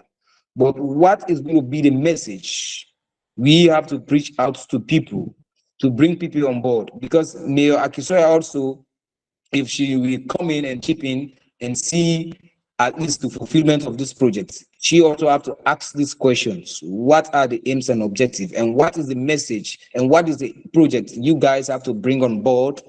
At least the people of this country will be in that kind of unity to be part of this project. At the end of the day, we see the fulfillment of it. Because I will go out and talk to people. That's not a big tax. But how are we going to bring these people on board? Which projects are we going to work on? Because I will buy the idea of Mr. Kroma by preaching the message, and of course, because if I can remember in previous years by the former government, the former president, he bring in the free quality, the free health care. Of course, the free health care, it was having a lot of issues, but we thank God because it helps the life of people here in Sierra Leone. So if we are going to work on things, if we are going to see the fulfillment of this project, maybe the healthcare system here in Sierra Leone is a very, very big challenging issue we are having in our country. So I think and I suggest that we have to work with the health system here in Sierra Leone. If that probably will cajole the hearts of people, we turn out the minds of people to come on board to see the dream we are having come to pass and come to light here in Sierra Leone. I think we have to work by this approach. So, Mr. David, and this is our own suggestion, and this is what we have been thinking, that we have to start somewhere before implementing the whole project and the whole plan and the whole solution you are having for this country. So before we continue, or before we proceed this meeting, this is our suggestion and this is what we have been thinking. Please and please and please, if even you don't have to spend money, but let us have people. Of course, I know you have this link and you have this happy and you do by bringing other people on board, at least to see if we implement one or two twice a project, at least within this time, and we will be going around, going to the media, the radio station, the TV station. We will continue to preach, and we also use the media, the Facebook, the WhatsApp, the Twitter, the Instagram, to disseminate this message out to people, for people to know that this kind of project, this kind of initiative is about to change life here in Sierra Leone. But these are some of the ways, these are some of the approaches we have to use to bring the 2,000 people you are expecting, even more than the 2,000 people. But these are some of the approaches we have to use to bring these people on board. So this is just a assignment for Mr. David. You have to work on these things now, the full March 22nd approach. So the 22nd of March will be a very green light for you, a very green light for the people of Sierra Leone. But these are some of the ways we have to work as a team to see the fulfillment of our dream.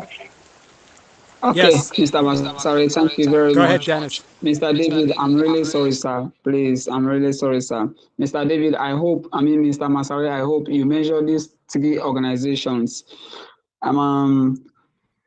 You know, agriculture and education and also the health sectors. I hope you measure that one, because due to my poor network, Sierra Leone have poor network, so we just have to manage that one. Mr. David, please, your network and our own network is not really the same. So we are sorry, sir. Please, we don't catch up everything that our colleagues are saying. So please, we are very sorry for that, right? So the health network, the health and also agriculture and also education, we are emphasizing on those three things. Please, Mr. David, I hope you will take those three things into consideration, sir. Please, sir. So, Mr. Masari, thank you very much, sir, for your contribution. Thank you so much. Okay, Mr. Kuma, I know that you want to say something. Okay, just proceed. I also want to say something. Yeah, I know.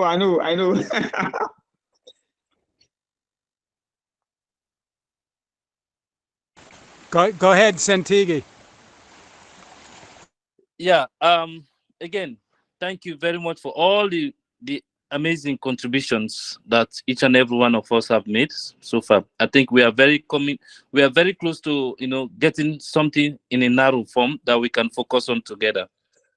I believe the health aspect is being sounded heavily here, but also let's think about education. We have a lot of brilliant people, who are not having the opportunity to go to school or to go to college, but because of lack of what resources, money. And then if we also can look into the education as we are all talking, but also looking at all the major areas as very important, like the transportation aspect, the education, the health, it's also very important, because for us all here today sitting together or talking to one another is because of the little education that we are able to share or able to gain or learn or get, that makes us connect today. And on all the ideas that we are putting together is because we have learned something, and we have people also who children who are looking forward to see how they can also become even more than us, more than you, David, and more than each and every one of us here, because they also are looking at how they can become educated and make a change in their communities. And you can only able to demand or able to make a change when you have the education, when you have the empowerment that enable you to do that. So we also need to look into that to see how we can look into the education aspect as well. So that's just my comments here. Thank you. Okay, great. Thank you for all those comments and questions. I want to try to make this as simple as possible. And it comes back down to the core root, which is time. Time is the answer and the solution for every problem or challenge that you are facing there and we are facing around the globe. Because you're not alone. Everything with healthcare, education, whatever, Tom can talk about that specifically. The United States right now is in a meltdown, and it's confusing, and inflation is out of control. But really, to answer Mohammed's question about this event on the 22nd, what is the message to the mayor and to President Bio? The message is simple: jobs, job creation. Not one job, two jobs, but 1 million Freetown jobs. Everybody will be able to work 24 hours a day and get 24 time coins. If people are working 24 hours, our system is going to send them a message and say, oh my God, you're working too hard. You don't need to work 24 hours. The way it works is if you volunteer and do community service for 4 hours a day, just 4 hours, you can use these time credits for housing, for transportation, for education, for healthcare. You can utilize these time credits for anything. And mentioning specifically education, in the future, there are going to be no colleges. You are going to be homeschooled. Everyone's going to be studying out of their house, and we're going to have digital libraries. For example, the library that we have with the franchise, the Bio Freedom Project, each of our learning videos are 1 hour. So when you go into the library and you get educated and watch that 1 hour short test, just to make sure that you're not trying to mess with the system and to take advantage. That short test would ask you what you learned, what's your aptitude about this subject. In 1 hour, like right now, we've been on the phone for 1 hour and a half, literally 1 hour and a half. And we have covered geopolitical topics, healthcare, education, transportation, energy. We have covered everything. So the idea of these live streams is to record this. And when people in the future watch this video, they're going to get a time coin credit. For 1 hour, they get a credit. This video particularly is going to be 2 hours, probably 2 hours. So everyone would get 2 hour credit, 2 time coins. So the time, to answer Chairman Mohammed's question, how are we going to motivate the people there to go out? Simple. If people do not join now, just like Bitcoin, when Bitcoin first started, the value was 0. Everyone's saying, oh my God, if I only thought and I only invested in Bitcoin when I could buy it for $1 or $10 or whatever. Now Bitcoin is $100,000 for one coin. And the same thing's going to happen with Timecoin. The 2,000 people that come out on the 22nd of March are going to want to register their name because they get free access to the applicativo. The first 2,000 people are motivated to go ahead and start accruing their time. Anyone after the 2,000, or let's say 60,000, or let's say 1 million, the benefits become less and less. Not that they don't have benefits, but the first 12, the Blue Angels, the Circle of 12, have the most benefit out of everyone because the whole program is based on seniority. The longer you are involved and the more time you spend, the more you get credit. It's very simple. And mathematically, it's 1 hour to 1 time credit. So that is the message to Mayor Sawyer and President Bayo. We are literally going to create 1 million new jobs for Freetown. Imagine that. And it's not an organization. It's based in the metaverse. The Weelandia micronation is not a physical land body. All it is a portal. It's a portal. And so the message to everyone there is become a circle of 12 first, because that's the biggest benefit you get. And all of the information that we share is going to be the circle of 12 making the decisions for the first 2 years. So there's responsibility that goes with that. And along with more responsibility, you get more credit and you get more benefits. And then the 2,000 people come on board, and then we go to 60,000, and then eventually 1 million, and then 8 million, and then we cover all of Africa, 1.5 billion. So every place will be generating jobs. That's what people need. All of the young people in Sierra Leone, in Freetown, that get education, I've talked to many of them already in just the last month. All of the young people are saying, David, I spent money and I spent time to get educated, and there's no jobs. There's no jobs. So how is that valuable? You're spending time in a university, you're having to travel there, you're having to all of the hardships of getting education, and when you're done, you still don't have a job. With time coins, every hour, once you become a member of the cooperative, it's a cooperative. Every hour you can accrue credit. And you can get paid for getting education. So it's a reward system that's unmatched. There is no other system on earth that is as powerful and as instant impact. The social impact of Weelandia and the Bio Freedom Project is instant. And every hour that people do not start getting their time, they're going to lose the value. Not all of it, because we don't lose time unless we die and go out of body. And then at that point, we're in a different dimension, which is a different conversation. But ultimately, we have 24 hours a day, and that is your time bank.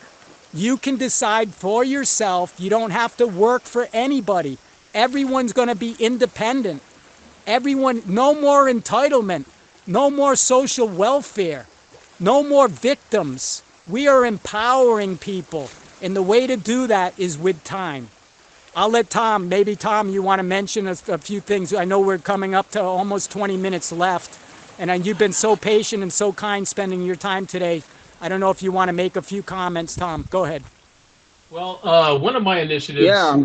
Oh, okay, Mr. Tom. Carry on. No, go ahead.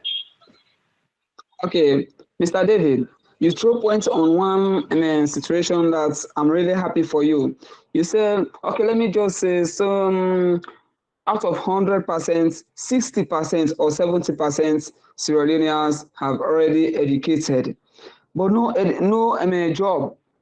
So how will you help us just for them to have job? That is my own question. You know, I know it will be nice question for you to be answered. Please, sir. Really, you said the truth. You said the truth. Really, that one is the truth. Yes, Dennis, thank you for that question. Simply put, when you're empowered, you decide how you want to spend your hour. When you wake up in the morning and you touch your feet to the ground, you have to think, oh my God, I have 24 hours today. Hopefully whatever, 8 hours, 10 hours. It depends on you. If you don't want to work, you don't work. You go to the beach. You go enjoy yourself.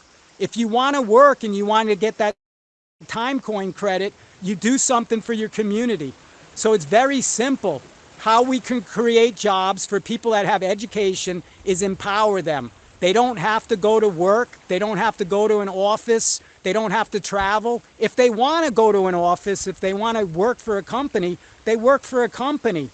In the future, companies are not going to just pay you in money. They're going to ask you, do you want to get paid in money or do you want to get paid in time? Or do you want both? You want a little bit of money and a little bit of time? It gives flexibility, because right now our society is chasing money. And like you said, everyone's issue is money, money, money, money, money, money. And what we're saying is that there's two sides to the coin. The other side is the solution, and it's called time. Go ahead, Tom. Go ahead, Tom. Well, see, one of my campaign initiatives is called AI Tutors, and this is a way to create a whole new economy. Now, in this initiative, I'm suggesting that we give public school students, because that's where the president can have any sort of control, from first grade through 12th, their own AI tutors. Now, this could be an application, it can be a device of some kind, but what this will do is it will be able to customize a curriculum based on that student's innate capabilities, on their innate talents. Now, if AI automation is going to be taking over all the jobs, the trade-off should be that it creates a curriculum based on that child's innate abilities, so that they can have a job that caters to their hobbies or their passions. And right now, the American educational system is based off of preparing, dumbing down the American public to work in factories.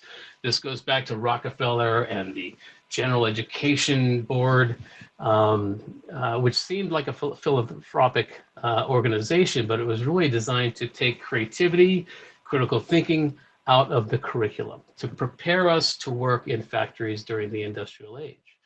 And that made a lot of sense to him. And that's why we have standardized testing. That's why we have everybody sitting in a row facing one manager slash teacher. It was preparing us to work in factories. That no longer serves our children. And that's been replicated across the world now. So what an AI tutor can do, again, it can customize a curriculum to that student's core capabilities, but it can also help them in subjects that they are having trouble with, give them more tutoring in certain areas where they're having issues. And so what that will do, and it may take a generation, because there's an article I read where when people begin to use their hobbies or their passions for money, it kind of takes the fun out of it, So, but if a child in first grade works with an AI tutor that hones in on their core capabilities, within a generation, we will see these kids geared towards a whole new economy based on the human skill sets that can't be coded or automated. And for me, this isn't a threat. This is a challenge. Just any good ally or any good friend, AI is challenging us to be more of what we are. And there's a lot of examples of this. It's like, the AI art has flooded the system, right? And a lot of artists are complaining that now this took me 10 years to develop my ability, and now it's this AI is putting these out in seconds, this level of art. But for me, it's putting a premium on human generative art, and so just like I don't see AI as a threat, I see it as a real opportunity, and this doesn't really matter globally. This maybe matters in America and developed countries, but actually developing countries have a real advantage because in places like America or the UK, there are obstacles where there's lobbyists here in America that want to keep the status quo. They want to keep everything in as it is. But when you're in a developing country, you can bring in new technologies without those obstacles. And so that's just one of the initiatives I have that I think will really turn the tide and can be scaled globally. Now, also, you were talking earlier about how there's an attempt of genocide in Africa, and that's because I think part of that is because, and it shouldn't be, but Africa has the youngest population on the planet Earth right now, with a mean age of about 19 years old, and there's a lot of unemployment issues there. And if we don't focus on Africa, if we don't focus on the youth in Africa and all join hands and help Africa seize their fourth industrial revolution, that will have ripple effects globally. It will cause a lot of issues politically, geopolitically, financially, and so I think that's where that's coming from. Is they want to just do away with this threat, right? But it shouldn't be a threat. It's an opportunity. I spent a lot of time in Africa. I was in Rwanda and South Africa, and I worked with TAFS, which is based there. And so we really need to focus on the youth. We can't just do away with the youth in Africa. We need to help them seize their fourth industrial revolution. And so that's what this is all about. My campaign, sure, it's an American presidential campaign or whatever, but it's really a global campaign. It's a really something, because everybody is dealing with this issue. Even in America, we have people that are starving. We have a bad healthcare system. We don't have a healthcare system. We have, people are going bankrupt because they have to pay for an operation, or they can't afford their chemo medicines, this type of thing. And so that's a big problem. And that's because this is the frontier. This is the Wild West here. And it's all about, profit.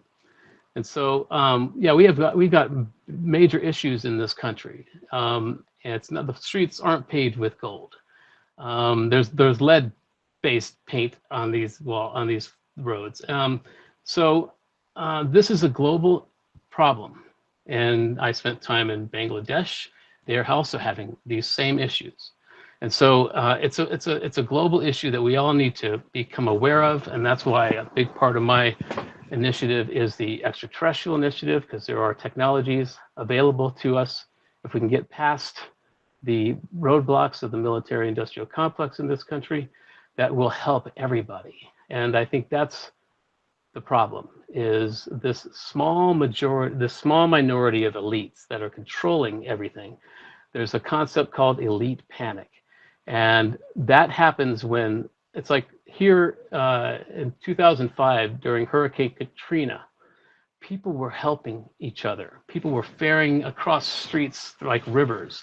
People were really helping. And then suddenly you see the elite panic and they start bringing in the National Guard. And you see police and National Guard shooting people, right? Who were just trying to help. Sure, there may have been looting, but they were looting for water. They were looting for survival. And that freaks the small minority of people out because they don't want to lose their positions of power. They don't want to lose the status quo. And that's a big problem globally. So, but yeah, that's one of my initiatives is about AI tutors, because it will help students hone in on their core capacities and eventually create a whole new economy based on what we want to do, not what we have to do. And this idea of this time money is brilliant. That really fits well with all of this. So I'm going to look more into that and ask you more questions about that later. But yeah, we need a whole new approach to how we are governing ourselves. We need to see ourselves as an earthling tribe. We don't need to be regional. That this whole tribalism thing is an entropy, I hope. And I think this is the last gasp. You're seeing this in America with the MAGA cult. And I think it's the last gasp of this primitive state of mind, you know? And yeah, so that's what we're working towards in the Transhumanist Party and with this campaign. Okay, great.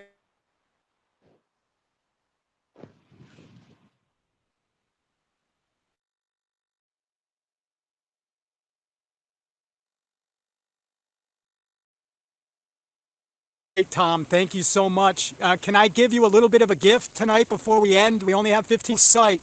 It's www.com. And if you go on that website, when you start talking about AI tutors, Dr. Mark Sagar, Sagar, from the University of Auckland, New Zealand, has created the next evolution of what you're talking about, AI tutor. And it's actually a clone of you, an actual DNA and RNA clone that creates an avatar, but it's not a cartoon avatar. It's actually you, Tom. So you know how busy your schedule is, and you would like to be with as many people as you possibly can.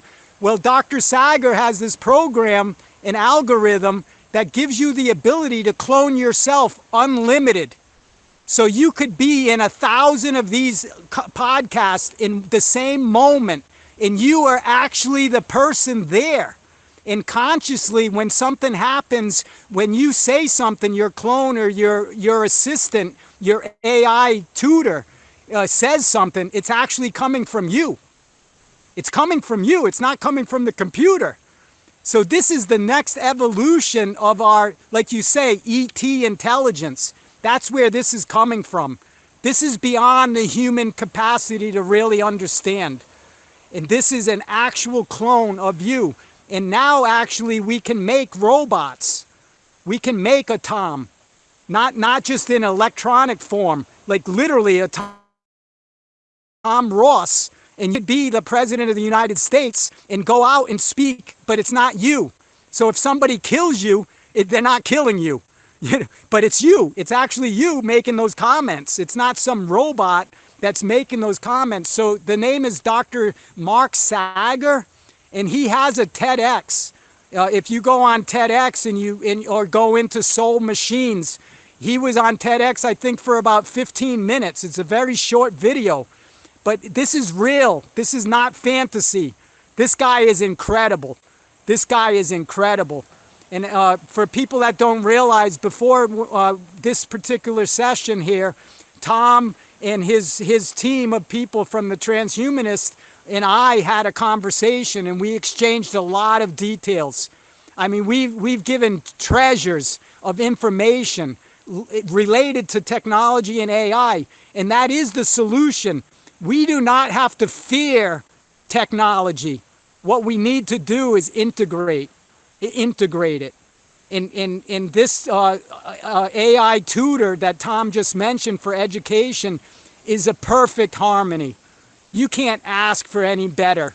There is no government in the world, and Chairman Mohammed mentioned David Sanghi, which is the Minister of Science and Technology for the federal government with President Bio. David was just in Dubai this past week in an AI conference. So I know that the government there is all about trying to integrate these new technologies. So that's what I would offer, Tom, a little bit of a gift if you want just access with Mark Sagar. I haven't spoken with Mark personally, and I probably never will. You know, his technology is very expensive, but it's a no-brainer. Anybody can do it. Once you know what the algorithm is, you can program the computer. It's all computer language, zeros and ones. It's all 0 and 1. The mathematics behind what we're talking about is very simple. You know, Mohammed's new son, David, by the time he's 2 years old or 3 years old, he's going to be in line with us. And we've spent 50 years or whatever years trying to get educated. And that's the leapfrog. That's the quantum leap that our humanity is taking. And that is the evolution of our consciousness that we're talking about. And everyone has equal access to consciousness. No matter what education you have, no matter what age you are, we have access to the same information.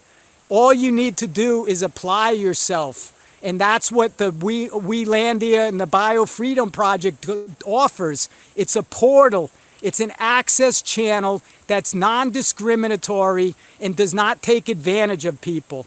It's 1 hour of your time in the portal, gives one time credit.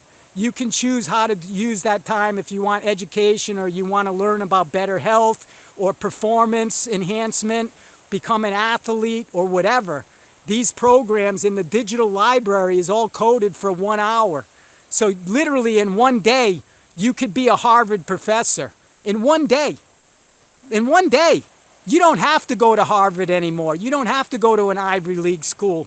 We have access through library learning systems to access all the digital records ever. And we can do that if we apply the time. It's not free because you have to pay attention. That's what you pay. That's the only thing you pay is your attention. And if you give attention and you stay present in the moment of now, miracles happen all the time. All the time. You cannot shut it off. Every morning you wake up, you thank God and say, oh my God, I have another opportunity. That's what you say.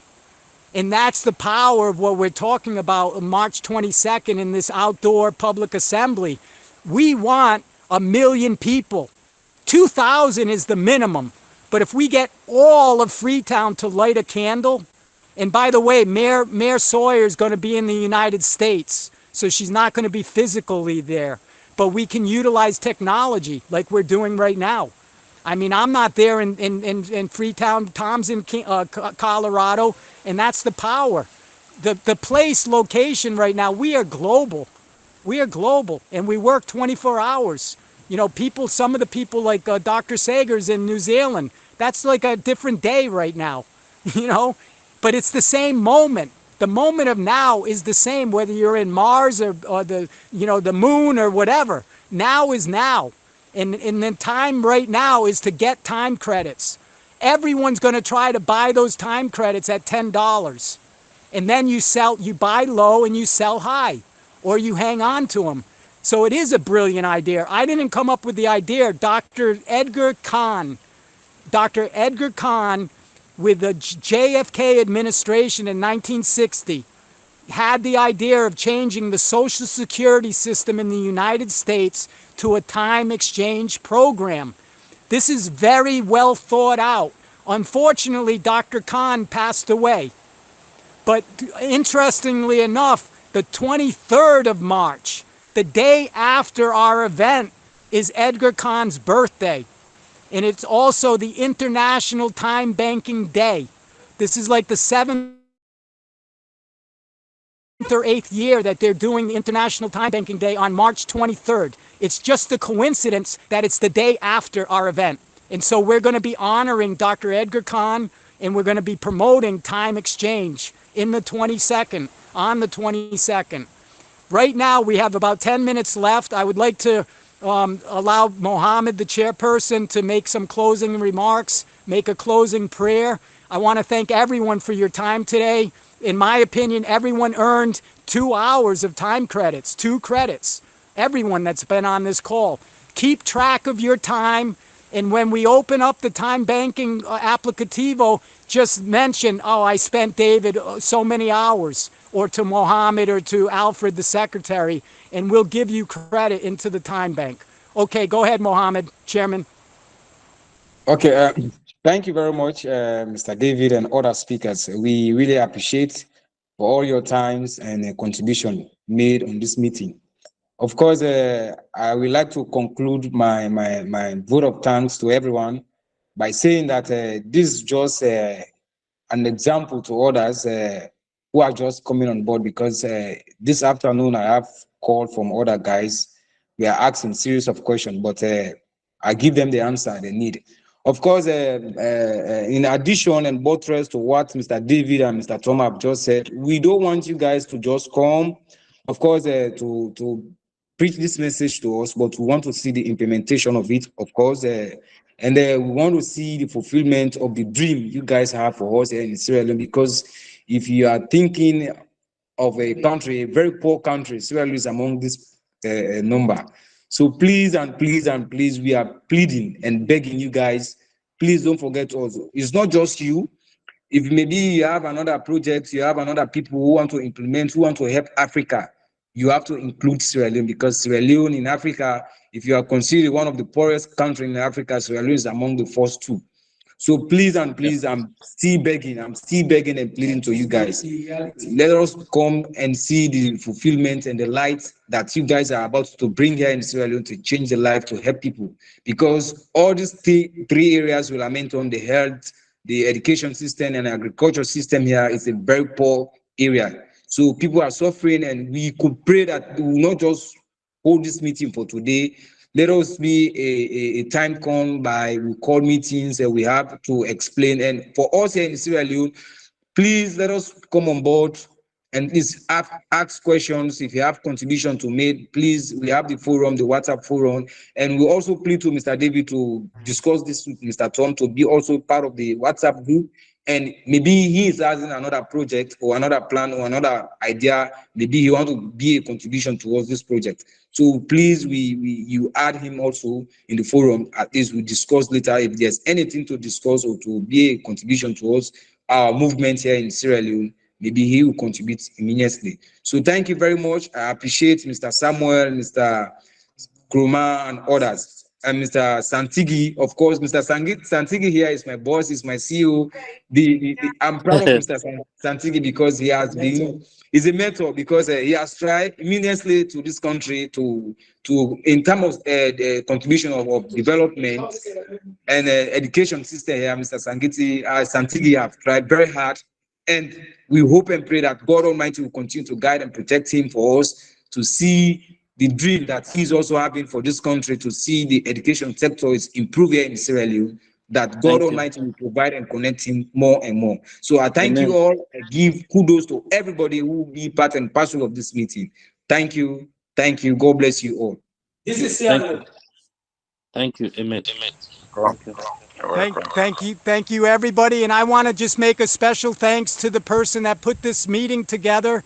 His name is Guilherme, and he is our IT coordinator that has managed this podcast. He's a volunteer. He doesn't charge anything right now. The promise is the more that he works, he gets time coin credits. And so Guilherme works from São Paulo, the office. I don't know if he's with us right now, but we're going to be ending the conversation for this evening. Thank you so much, Tom Ross, for your contributions. We would be delighted to continue to work with you and the organization you mentioned that you were involved with here in Africa, and to synergize. There's so much that we can do, and it can happen quickly before the election. And you can utilize this type of platform to get the votes that you need to be in office. And that's what our commitment is, to try to help the third party, your party specifically, Tom, to try to make the changes in America and all around the globe. So thank you, everyone, for your time this evening. God bless you. God bless America. And God bless Sierra Leone. Ciao.